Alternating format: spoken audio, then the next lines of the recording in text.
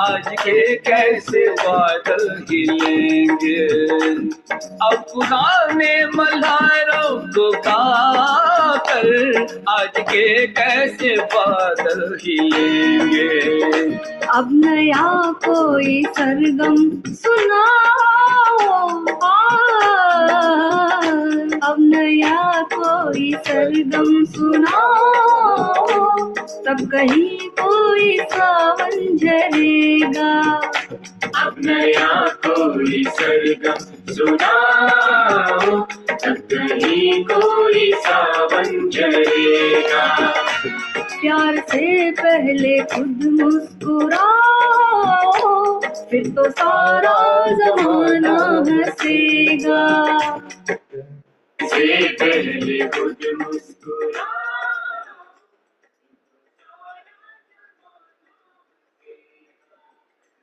जय ओशो। बैठे बैठे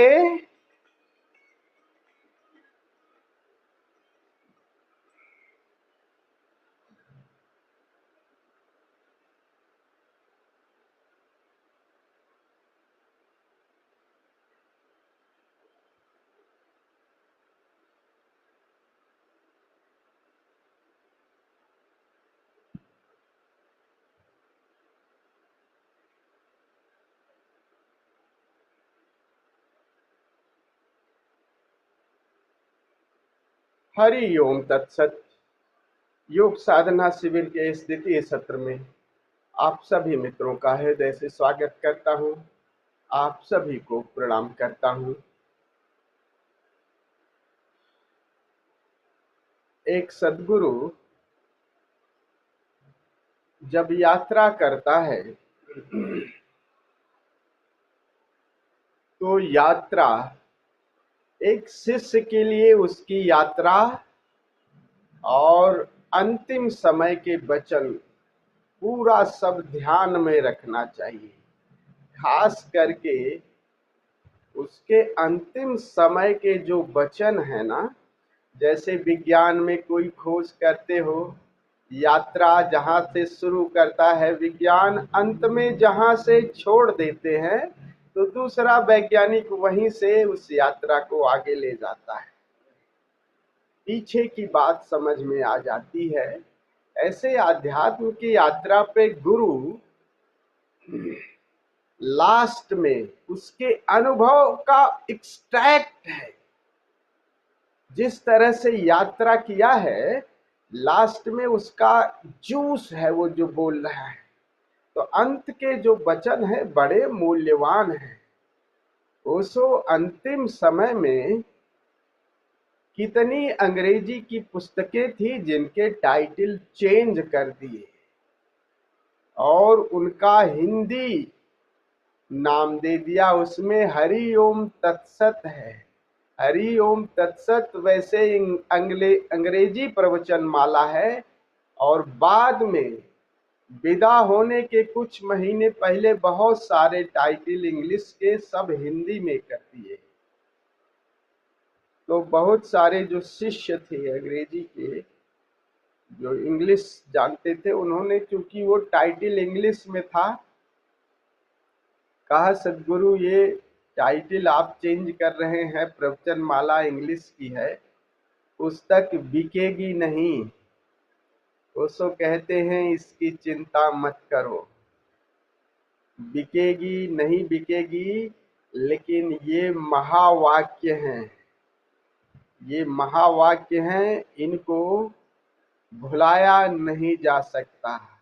इसके अंदर जो दिए गए हैं वो महावाक्य की तरह जो प्रवचन हैं, और वो प्रवचन 88-89 के आसपास दिए गए थे। ये प्रवचन लास्ट में जब ओशो विदा हुए उससे कुछ समय पहले। तो ये प्रवचन श्रृंखला अगर आप लोग, मतलब जो लोग, तुझे तो चल मैं हिंदी में भेज दूंगा, हरिओम तत्सत की 3 प्रवचन श्रृंखलाएं हैं, 30 है प्रवचन, इसको सुनिएगा। और 89 में 89 में द झेन मैनिफेस्टो करके एक प्रवचन, उसमें करीब ऐसे होंगे मेरे ख्याल से 20-22 प्रवचन देखता हूँ। द जैन मैनिफेस्टो, अंतिम समय में ये प्रवचन दिए गए हैं, करीब 89 में 90 में वो सुविधा हो गए। तो वो बड़ा एकदम जूस है। और उस जैन मैनिफेस्टो में ओशो आते थे, थोड़ा सा, बहुत बहुत सौम्य वाणी है, थोड़ा सा बोलते थे और बोल करके फिर प्रयोग कराते थे। और प्रयोग में क्या कराते थे, थोड़ा सा नृत्य, थोड़ा सा कैथारसिस, कैथारसिस में कुछ अपना कुछ हंसना बोलना या जिब्रिश वगैरह करवा करके फिर ठहरा देते थे। और ठहरा करके उस शून्य को शून्य में सुनने का संगीत, अंतर संगीत की तरफ कितना प्रयास कर रहे थे उस लास्ट में। और अंत में कितना जोर किया कि अब तो मैं विदा हो रहा हूं, तुम लोग अब तो सुनो। तो सभी को ये सामूहिक उस प्रवचन माला को आप लोग सुनिए, करीब 20-22 प्रवचन माला है द जैन मैनिफेस्टो। उसमें वो सब थोड़ा सा बोले हैं, फिर प्रयोग कराते हैं और प्रयोग करा करके फिर वो इस तरह से दिशा निर्देश उस शून्य के संगीत को सुनने की कितनी कोशिश करा रहे थे। लेकिन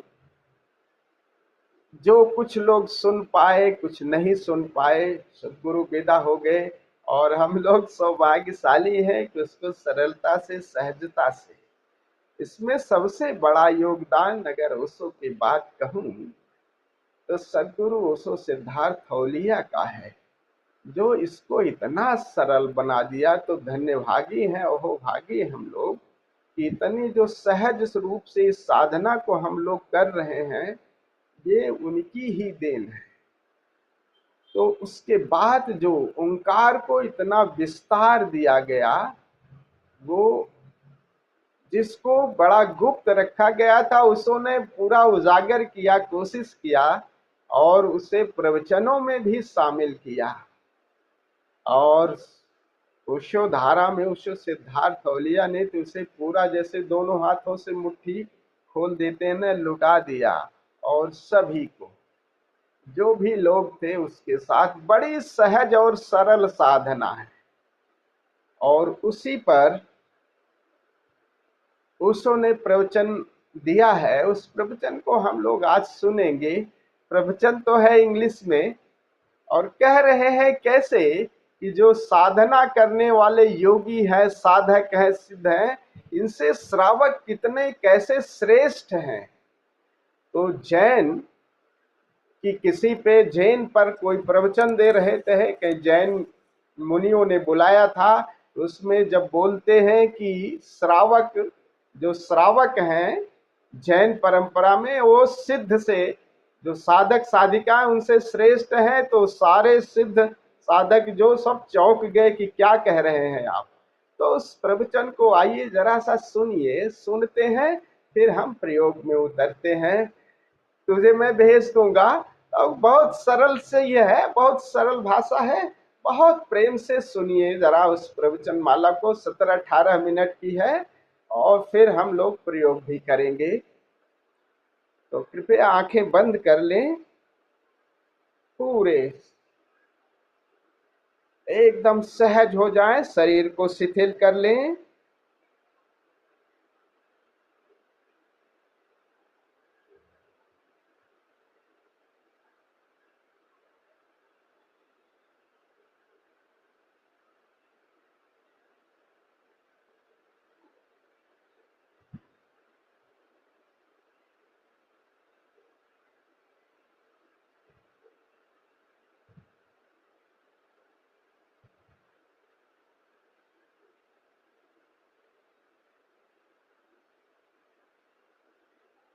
The third question, it has been said that duality is the nature of mind, but by saying mind, does that mean only the analytical processes which occur mainly in the right brain? Does that mean that left-sided activity such as music, beauty, wholeness, and synthesis also arise from an inevitable intrinsic dualism of the mind itself.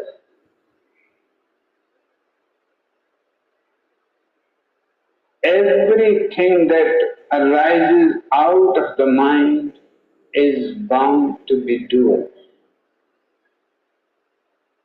It may be arising from the right side of the mind or the left side of the mind, it does not matter. There is a music which does not arise from the mind. That music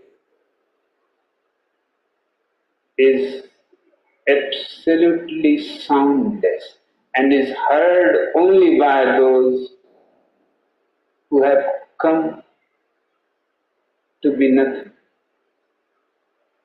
There is a beauty known, there is a dance experienced only by those who have gone beyond the duality of the mind.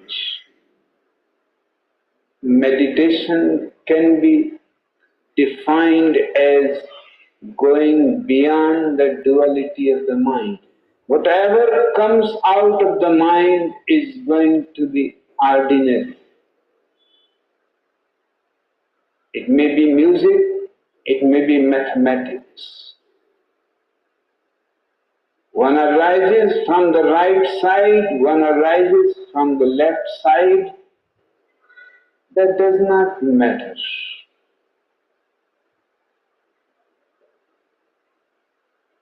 Your music and your mathematics, your philosophy and your poetry, all are very superficial. But there is something in you which is never heard, never can be said, never can be conveyed, but can only be lived. This nothingness I am talking about is a living experience of being no one.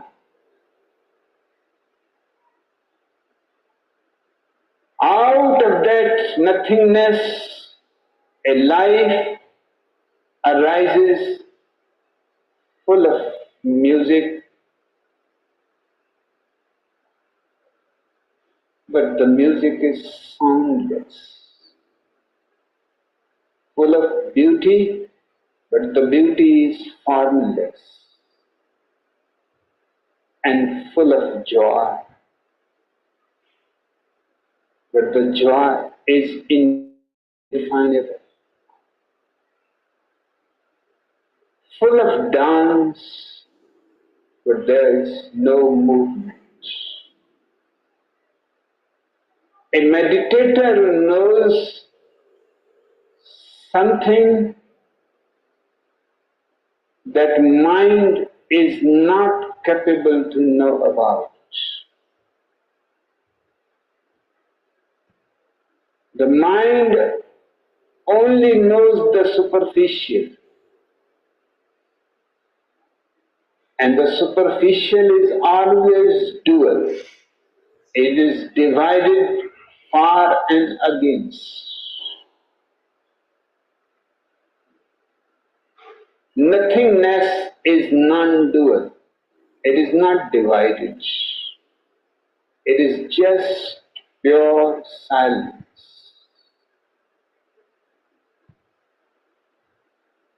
But a very alive silence. And if out of that silence anything happens, that has a beauty and a truth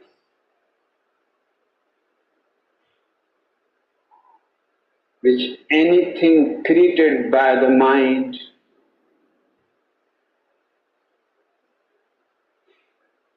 cannot be compared with.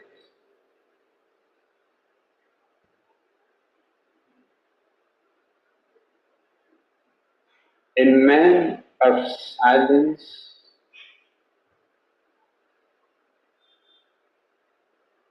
even he may do not do anything,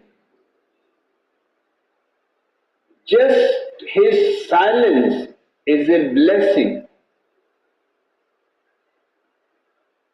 to the whole existence. His silence is a music only heard by those who have gone deeper and beyond the mind.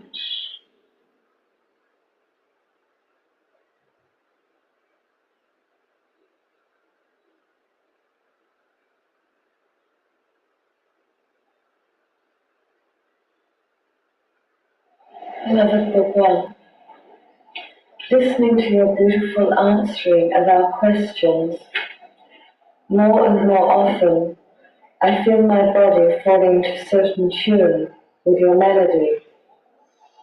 Sometimes it reminds me of experiences I had during the third stage of Kundalini meditation. Could you please shed some understanding on this?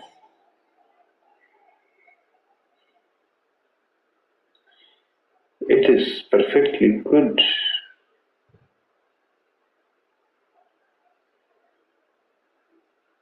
Listening to me has to become meditation, at least to my people.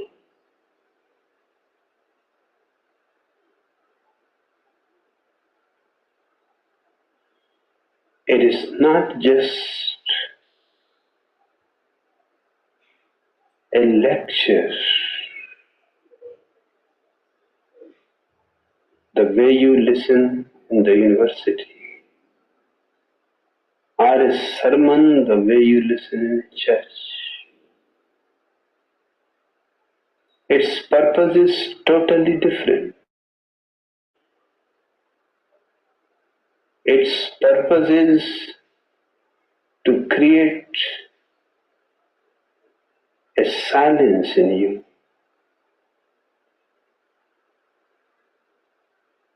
and a rhythm that is in tune with my rhythm. And slowly it starts happening by itself. You are not to do anything. You have just to be available. And then it will be almost like meditation.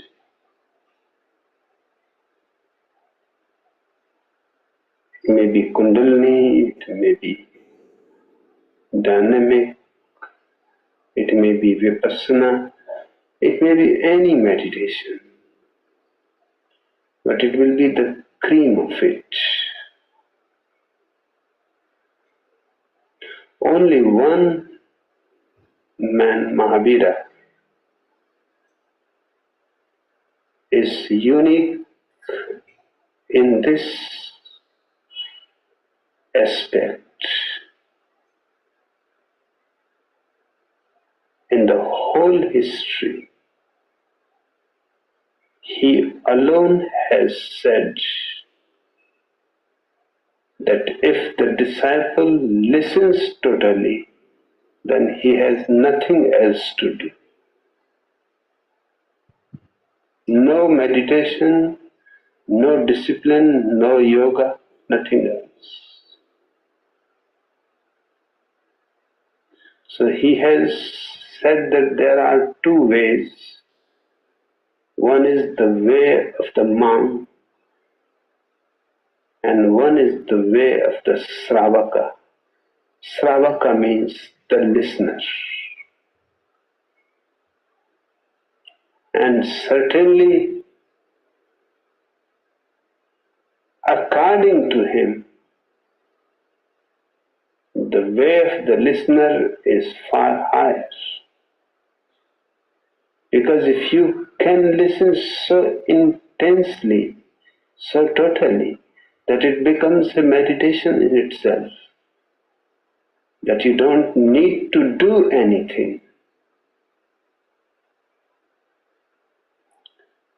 The monk has to do much.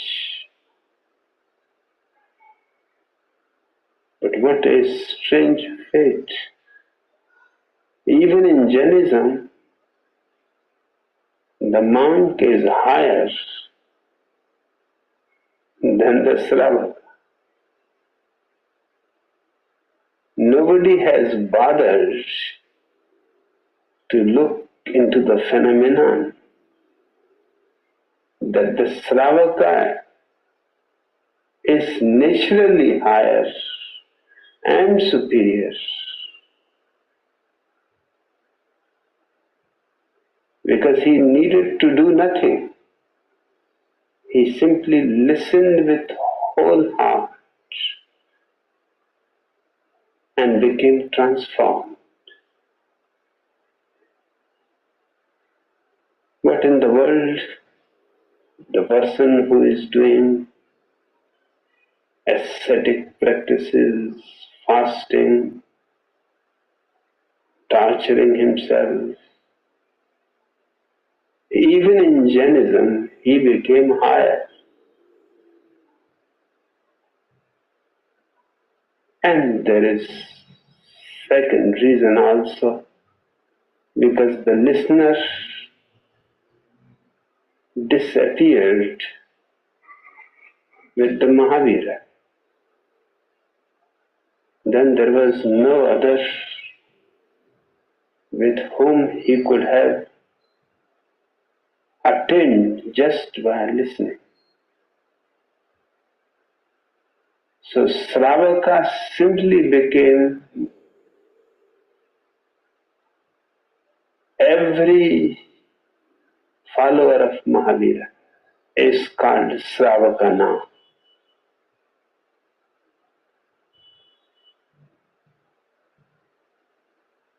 And the monk still has the prestige because he works so hard.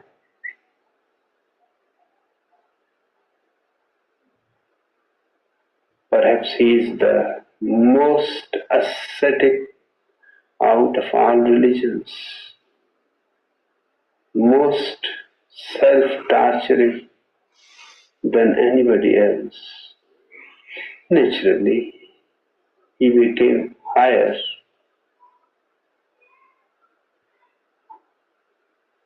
And the Sravaka completely lost its meaning. For the first, because there was nobody whom he can listen.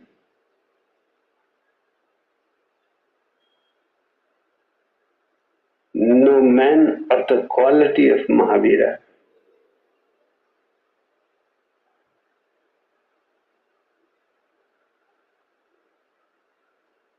And secondly,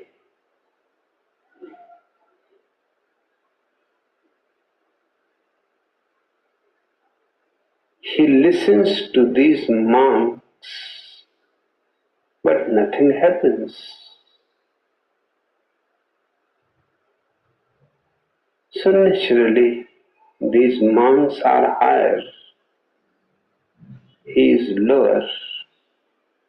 When I raised the question for the first time in a Jaina conference,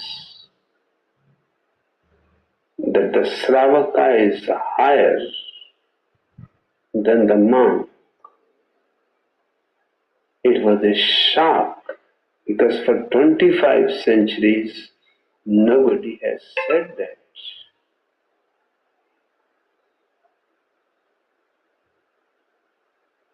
Sravaka has lost its meaning, it has simply become the follower, the believer.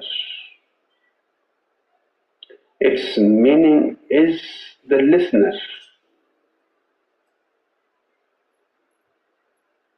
Shravan means listening. And Sravaka means the listener, the right listener. But a master is needed. Or if a man is intelligent enough, he can listen to the wind passing through the pine trees, and the same will be the effect, or the sound of water, the ocean waves continuously coming and splashing on the bank. If one sits silently there and listens to their eternal coming, or just one sits outside and listens to birds or anything that is happening, even in a crowd, if he simply listens to the crowd without any judgment, as if he is listening to his master, because it is not the question what you are listening, it is the question that you are simply listening with your total being, and it will bring a meditative state.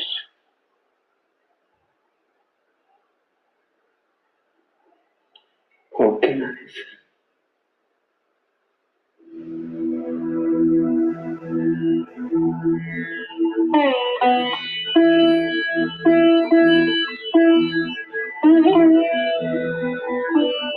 धीरे धीरे आँख खोलें।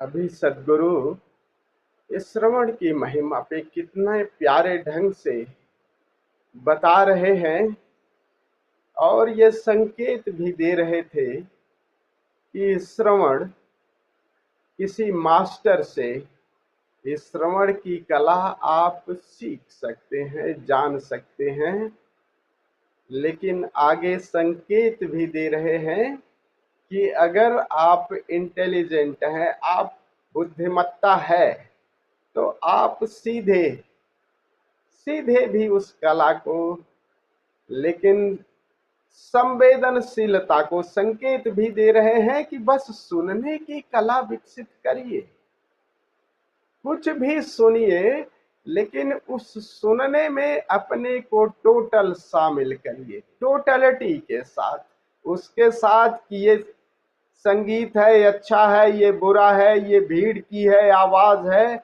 सुनो। और कहते हैं सुनते सुनते तुम शून्य के द्वार पर पहुंच जाते हो, from mind to no mind. और वो शून्य के द्वार पर जैसे पहुंचते हो, फिर उस परम संगीत से तुम्हारा परिचय हो जाता है। और एक बार भीतर के संगीत से परिचय हो जाए तो फिर बात बन जाती है। फिर उस संगीत की डोर को पकड़ करके हम अपने मूल तक, फिर वहीं से साधना शुरू हो जाती है। फिर भीतर का गुरु मिल गया तो बाहर के गुरु की कोई जरूरत ज्यादा नहीं है, बस बीच में संग साथ रहे इतना काफी है। लेकिन मूल बात पकड़ में आ गई, सुन लिया कृष्ण की बंसी को, अब और रहा क्या सुनना बाकी। एक बार भीतर की धुन को, भीतर के राम से परिचय हो गया और उसके सूत्र दे रहे हैं कि बाहर के जो संगीत है, बाहर की प्रकृति की जो ध्वनियां हैं या भीड़ की ध्वनियां हैं, उनको बिना जजमेंट के बस सुनो। अक्सर हम क्या करता है, मस्तिष्क अगर बीच में आ जाएगा ना, तब आप फिर वापस जो भी आ रहा है बस सुनो, टोटलिटी के साथ पूरे प्राणों को सुनो। और सुनते सुनते मजे की बात है, जो ये बाह्य संगीत है वो विदा हो जाता है, बाहर की ध्वनियां विदा हो जाती है, आप कब भीतर की तरफ मुड़ जाते हो आपको पता ही नहीं।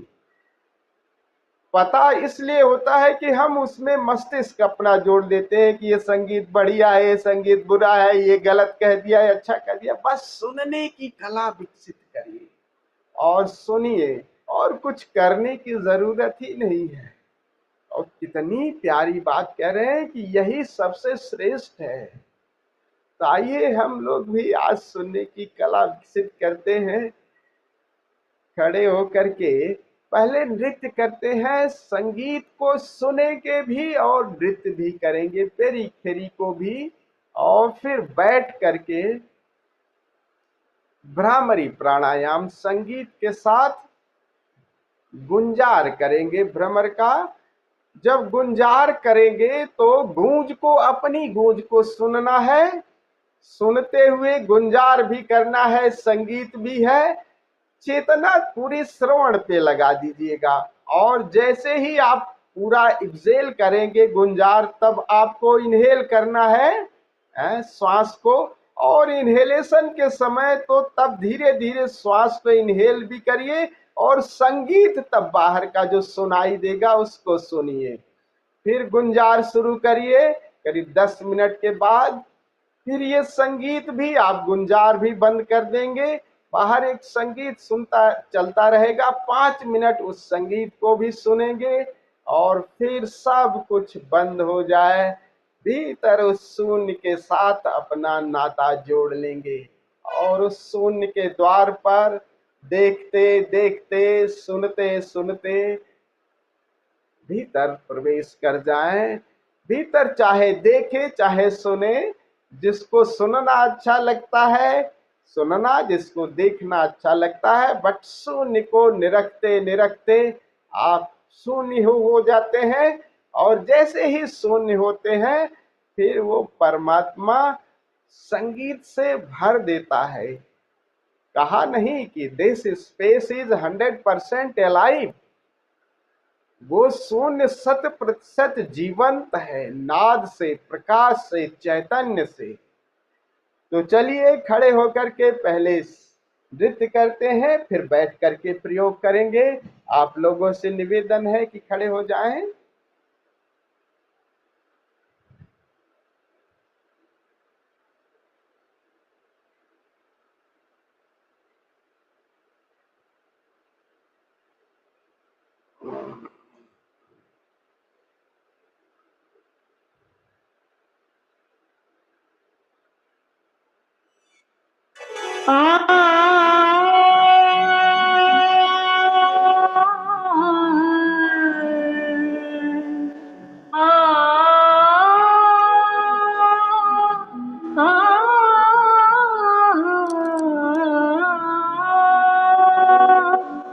जब से मुर्शिद मेरा मेहरबान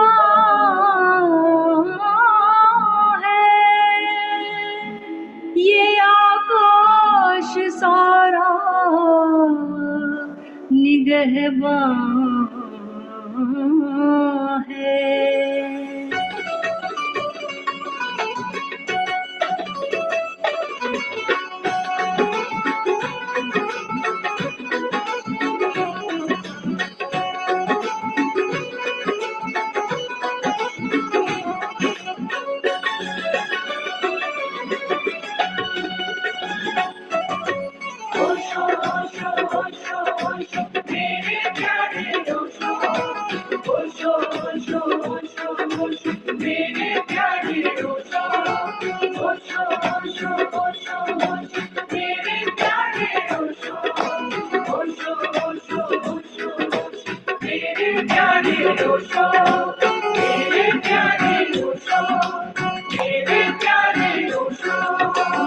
हवाओं में ओशो,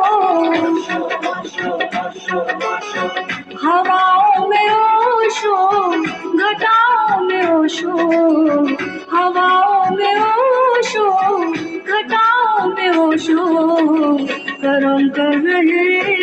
हैं बहारों में ओशो, कर्म कर रहे हैं बहारों में ओशो। हवाओं में ओशो, घटाओं में ओशो, कर्म कर रहे हैं बहारों में ओशो। हवाओं में ओशो, घटाओं में ओशो, हवाओं में ओशो, घटाओं में ओशो, कर्म कर रहे हैं बहारों में ओशो, कर्म कर रहे हैं बहारों में ओशो। हवाओं में ओशो, घटाओं में ओशो, कर्म कर रहे हैं बहारों में ओशो, कर्म कर रहे हैं बहारों में ओशो।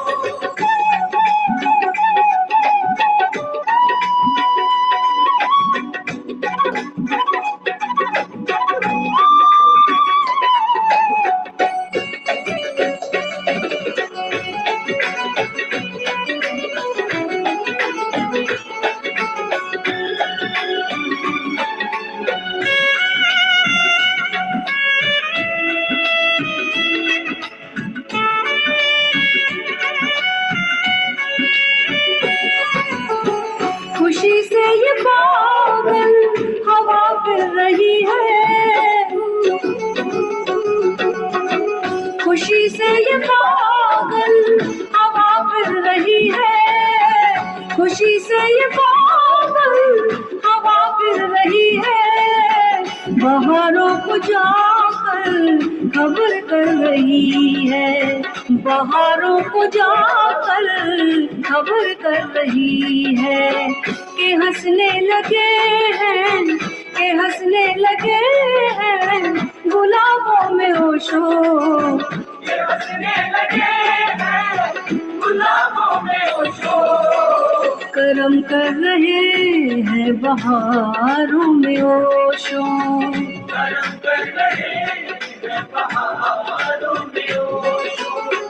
हवाओं में ओशो, घटाओं में ओशो, हवाओं में ओशो, घटाओं में ओशो, कर्म कर रहे हैं बहारों में ओशो, कर्म कर रहे हैं बहारों में ओशो।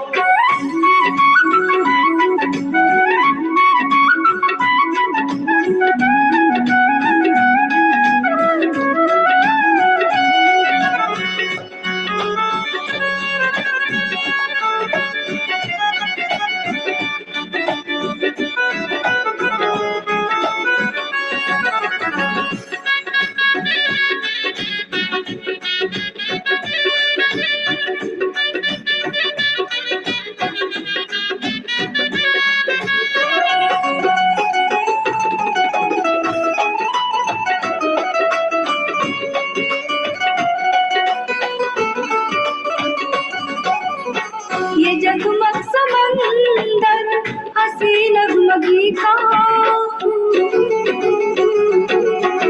ये जगमग समंदर हंसी लगमगी था, ये जगमग समंदर हंसी लगमगी था, इशारा है उनकी ये मौजूदगी का, इशारा है उनकी ये मौजूदगी का।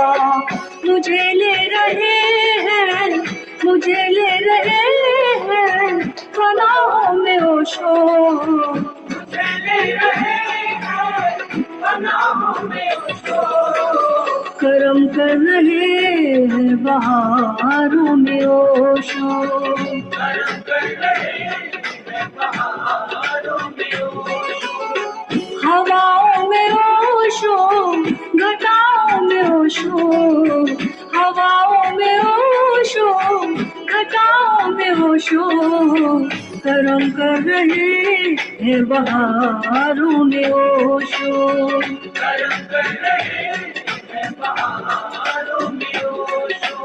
ओशो ओशो ओशो ओशो मेरे प्यारे ओशो, ओशो ओशो ओशो ओशो मेरे प्यारे ओशो,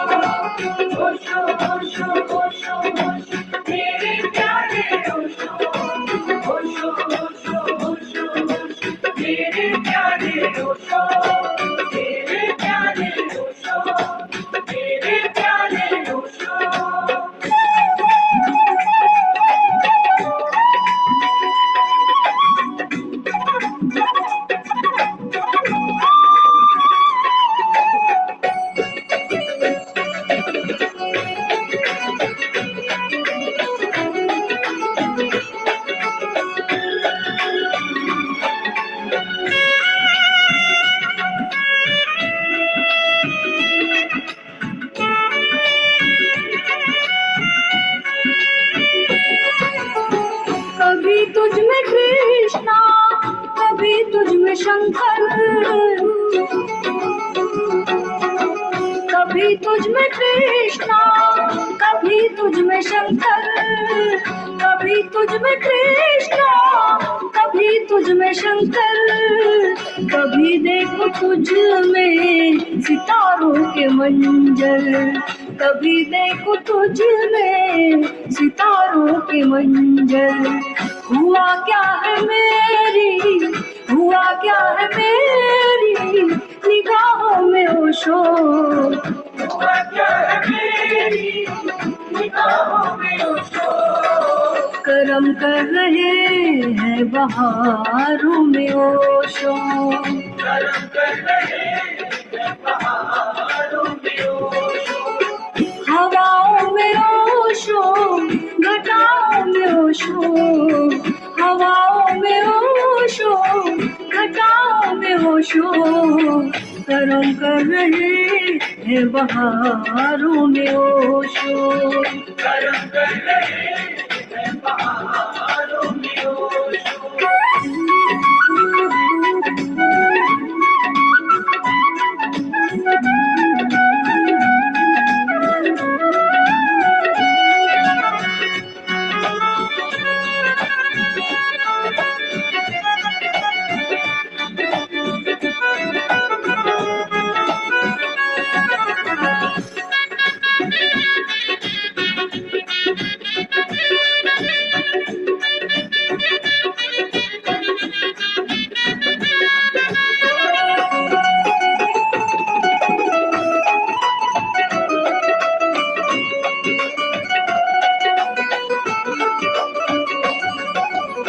ये झरनों के कल कल, ये बारिश की रिमझिम,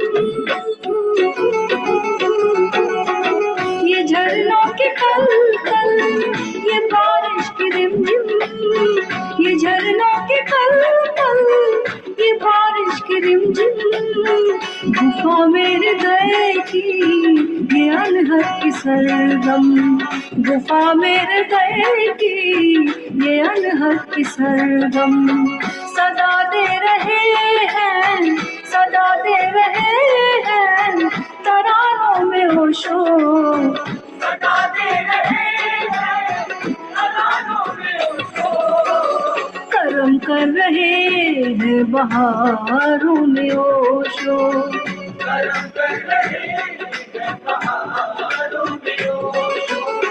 हवाओं में ओशो, घटाओं में ओशो, हवाओं में ओशो, घटाओं में ओशो।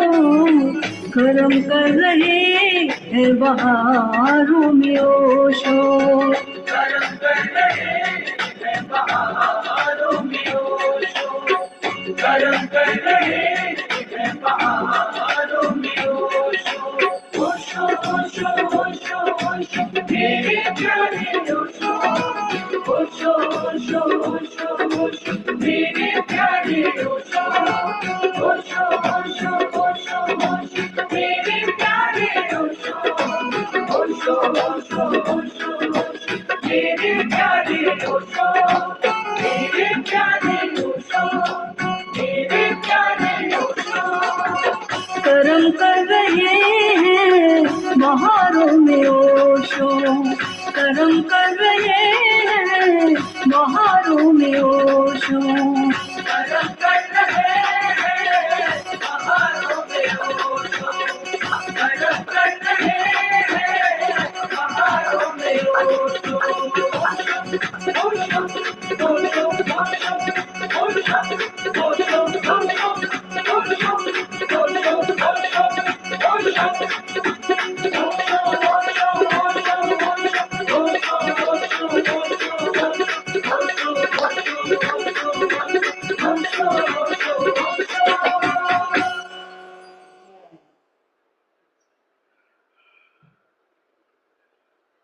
बैठ जाए, प्रकाश बुझा दे,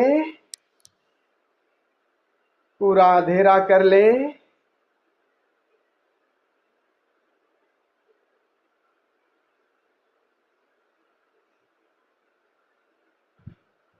एक सरल सी मुद्रा चुन लें, अपनी रीढ़ गर्दन सीधी रखे, शरीर को बिल्कुल ढीला छोड़ दें। चाहे तो आई फोल्ड लगा लें, ईयर प्लग ना लगाएं। अभी संगीत के साथ हम भ्रामरी प्राणायाम करेंगे। जब गुंजार कर रहे हो तो अपनी गूंज को भी सुनना है, और जब श्वास को भर रहे हैं, इनहेलेशन हो रहा है, तब संगीत बाहर का आसानी से सुनाई देगा, उस संगीत को सुनना है। तो गुंजार करते समय अपनी गुंजार को सुने, और जब श्वास भरें तो बाहर के संगीत को सुने।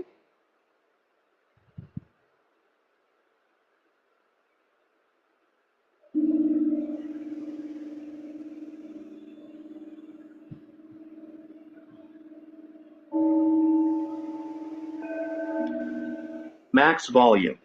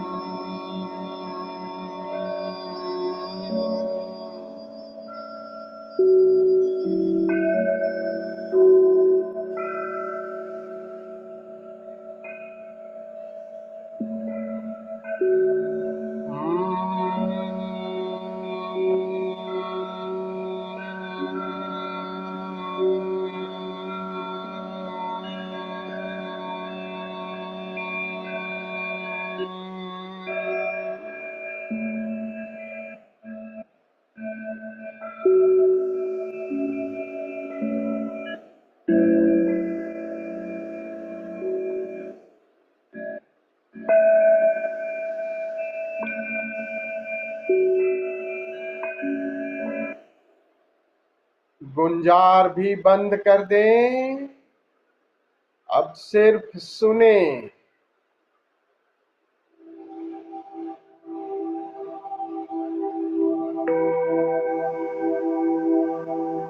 पूरा शरीर का रोआ रोआ कान बन जाए, पूरे प्राणों से श्रवण। रोए रोए से ये संगीत भीतर प्रवेश कर रहा है।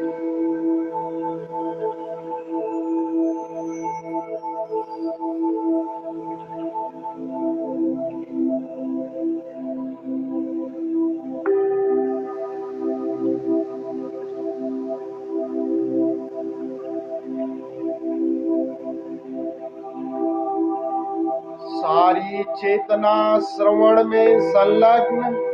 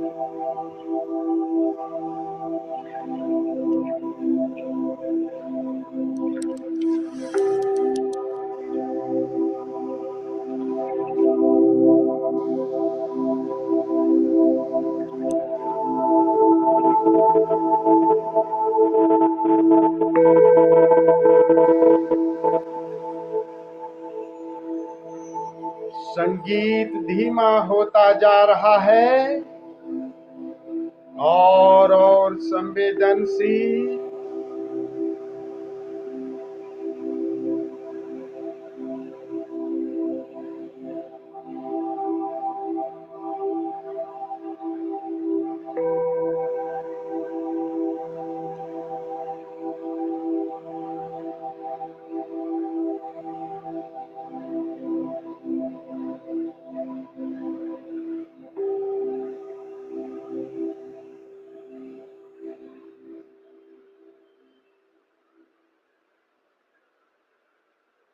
बाहर का संगीत भी विदा हो गया।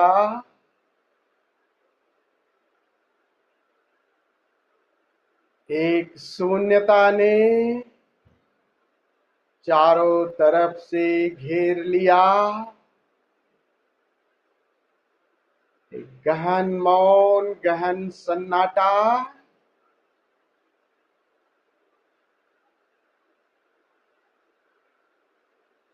इस शून्य को भी सुने और देखें।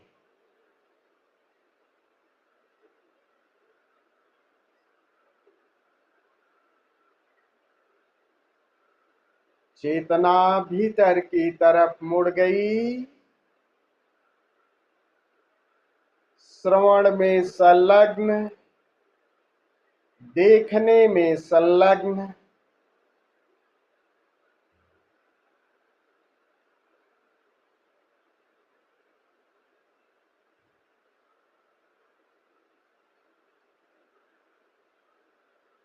अब अपने ईयर प्लग्स लगा लें, बाहर से पूरा संबंध तोड़ दें, सारे बाहर के द्वार दरवाजे बंद कर दिए।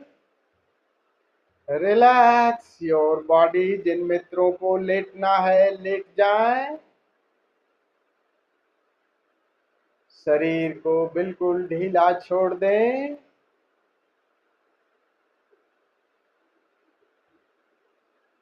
एक शून्यता का अनुभव।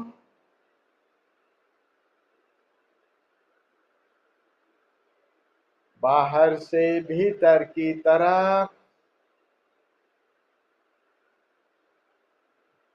भीतर की शून्यता में डुबकी मारें। इस शून्य को सुने, इस शून्य को देखें। देखते देखते, सुनते सुनते मिट जा, डूब ही जा। इंटर इनटू समाधि। जय ओशो।